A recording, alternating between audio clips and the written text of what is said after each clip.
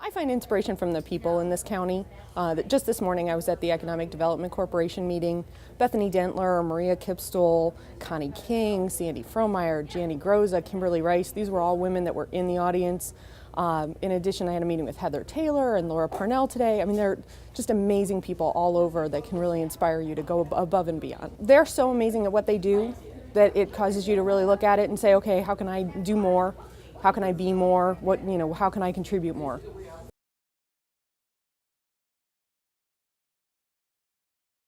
Always leave people, situations better than you find them. It's something I adopted in high school, and it tends to get me into more committees than maybe I should, but it always gives me an opportunity to really contribute.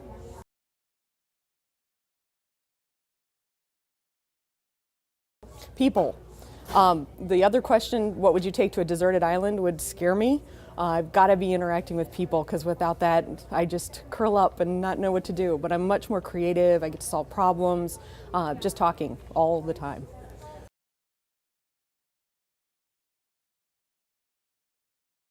The person that inspires me the most is my mother. Mom died a year ago, April, and she had had dementia the last 4.5 years, and she struggled with it in ways that that no human being should have to. It's just absolutely demoralizing. However, all the years before that, she had been such a role model for me, and she just set the tone for what I could do, what my daughters could do, and what they eventually went on to do, because it was the words we live by: believe as if anything is possible.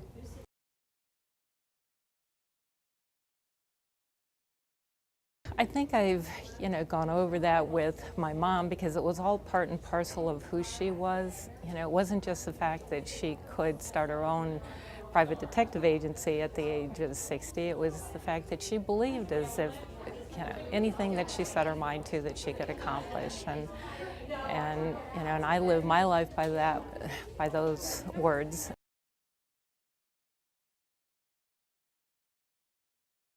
Most people would not believe this of me, but with working so many hours, that my secret indulgent is making this big sandwich, lots of potato chips, tall glass of milk, and going upstairs, crawling into bed, and turning on a CD with Law and Order: Criminal Intent.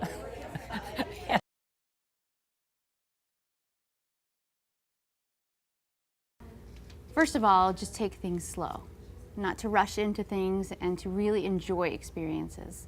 I think about my grandparents. My grandparents passed away within a month of each other when I had just gotten out of college, and of course you appreciate them when they're around, but then once you realize once they're gone how much you miss them.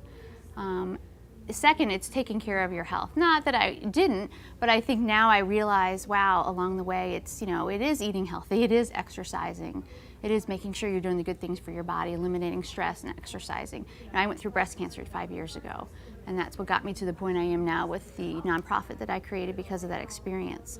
And I don't know necessarily if I could have avoided it. However, if I could have gone back to my other self back then, I would have loved to be able to say, take care of yourself. Make sure you're managing your stress.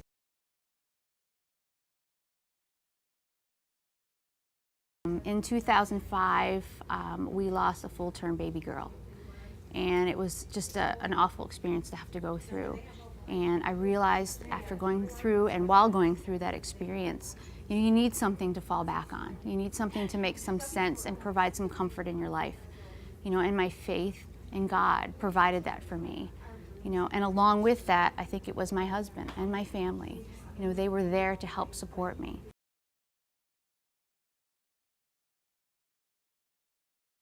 I don't think a lot of people know that I'm competitive. And when I say that, a lot of the ways I am competitive is athletically. I love to run races. I've run 3 half marathons, lots of 5Ks, and 1 10K. And what I think provides the joy from that competitive experience is the ability for me, especially having gone through cancer, now to turn my body into something positive. I've realized that being competitive pushes me a little bit. So when I push myself athletically, I've noticed it trickle into other areas of my life.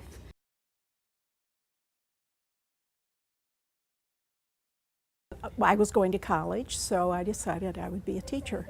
So I have a degree in education, and once I got into education, decided I liked counseling. So I moved then and got another degree in counseling, and then ended up as an administrator. I'm an English teacher who has branched out into other things, and I'm now the marketing director for Gersbacher Real Estate, and I love it.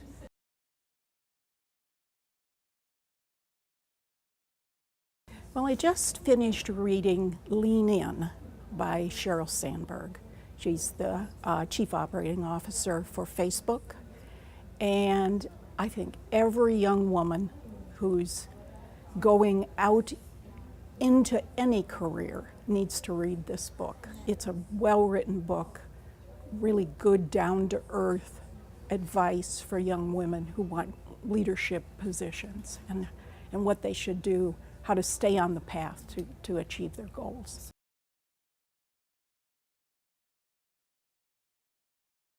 The written word.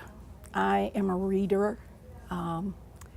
I would be lost if I didn't have my newspapers and my Kindle and my books, and so if they took all those things away, I'm not sure what I'd do. But I really appreciate the written word and how a well-written novel or a poem can inspire people.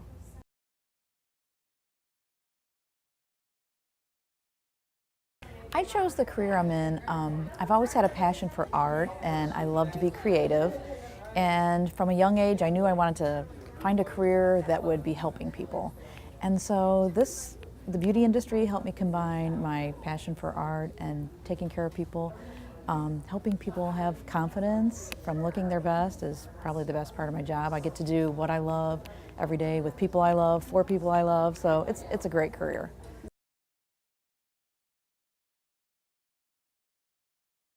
So advice for emerging leaders: even if you're not in a leadership position right now, you got to be the best that you can be in that position, whatever that position is. So you give it 100%.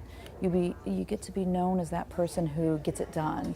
You come up with solutions, and you encourage the people around you.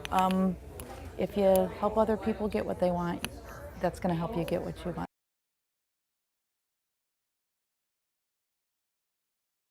Okay, so I have a secret indulgence, but it's not much of a secret to my family, but I love homemade chocolate chip cookies right out of the oven. That's my indulgence, warm, with a big glass of cold milk, and my family thinks I'm doing it just for them. But it really is. I mean, warm chocolate chip cookies have got to be it for me.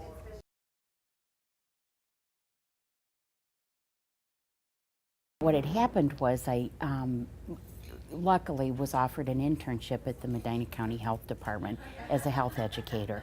So I did that for 5 years, and then Hospice of Medina County offered me a job in public relations, and then a year and a half ago the job opened at the Wadsworth Area Chamber of Commerce, and it just so happened my daughter and her husband lives there, and they told me that they were going to have a baby. So I wanted to get in the Wadsworth area, and when I heard that job was open and they asked me to apply, I thought, I'm going to get that job.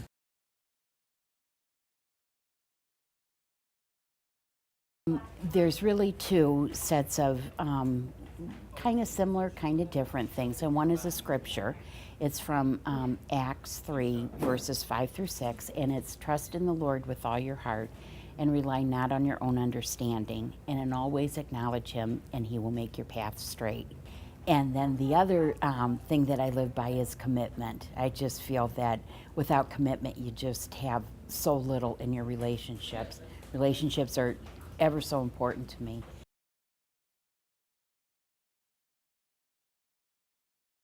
I couldn't live without books.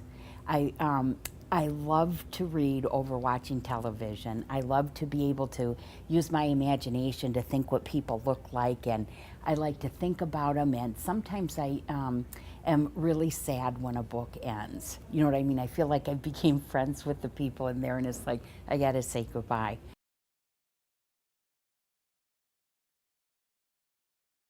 In our home, we have this whole wall. It's called our hero wall. And I have photos there of leaders who inspire us. So I have like Stanley Tam, he's the founder of the U.S. Plastics Corporation.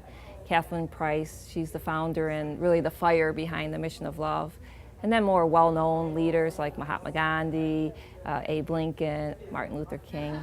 But in the center of it all is the leader that really changed the definition and model for leadership, and that's Jesus Christ.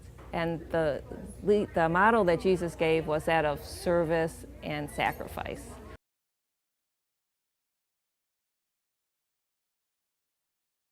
I would tell them to learn the 7 virtues: faith, hope, love, prudence, justice, fortitude, and temperance.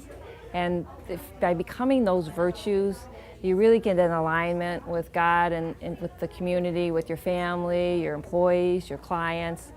By really self-mastery of those virtues, you can find true love and happiness and self-expression.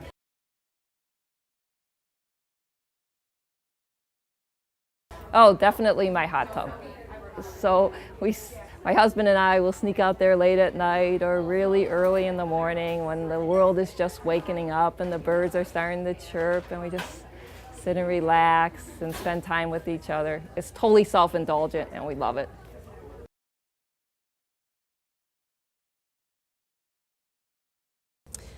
I would tell them it's 2013 and you can do absolutely anything and be anything that you want. I also would emphasize that, our brain is so powerful that it's very important that you make sure you know what's going into your mind. So be careful what you read, what you listen to, what you think about, even who you associate with, because the truth is that what goes into your mind eventually does come out in your life. And so negative in, negative out, you can't afford any kind of negativity.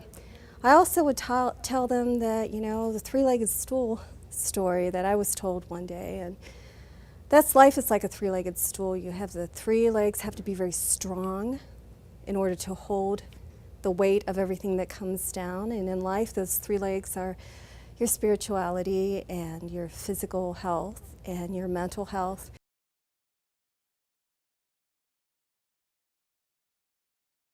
I use prayer to center myself, and I use meditation. I use a gratitude journal, and that helps me focus on what I'm grateful for instead of everything that isn't going my way at the time.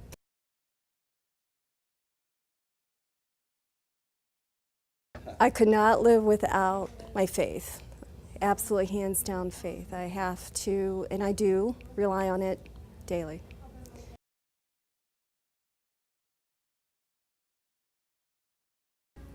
The women in my life, throughout my life, have inspired me, starting with my mother, my grandmother, my great aunts, my 2 daughters, and beyond that, all the women in the community.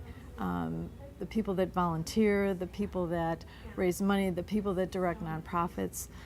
Day in and day out, I'm reading the newspaper and I see different names of people and they're doing amazing things. And I'm inspired by that. And then on the broader scale, people like Regina Brett, who write articles in the Cleveland Plain Dealer, and she impacts so many organizations and groups just by her written word. All the women that I read about and know inspire me.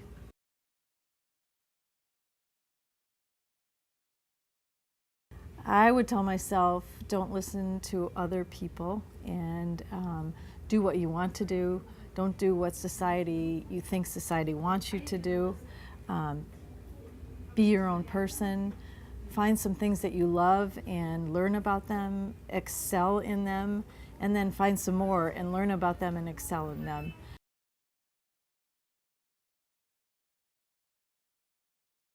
I could not live without books. My fondest memories are as a young child riding my bike to Lakewood Public Library and sitting on the floor, smelling the books, reading the books, picking the books, bringing them home.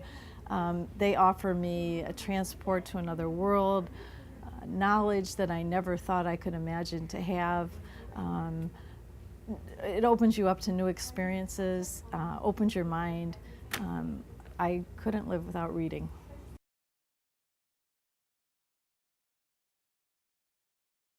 Somebody told me it's like eating an elephant, and what you do is you just break it down and you just, look at your problem and just eat the elephant one bite at a time. And generally that seems to keep me focused and keep me moving along on the right track.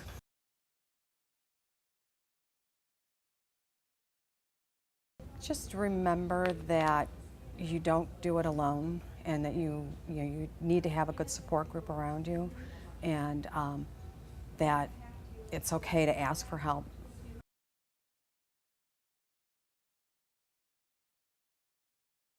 You're not alone.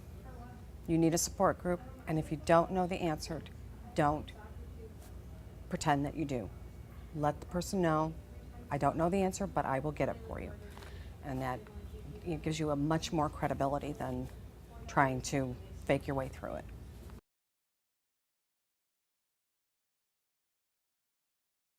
I'm blessed to have two fabulous role models, and those are my parents.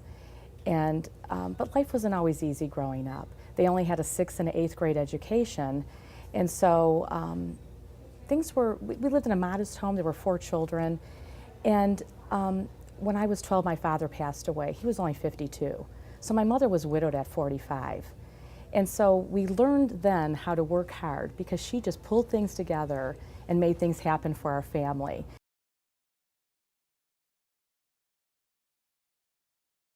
It was important for me then to give back and to serve, to get out of myself. And so that's when I started volunteering. So at 39, and now I'm 53, for all these years I've been volunteering. I'm on several event teams and have been trying to give back. And so it's working hard, my faith, and giving back that helped me get through this.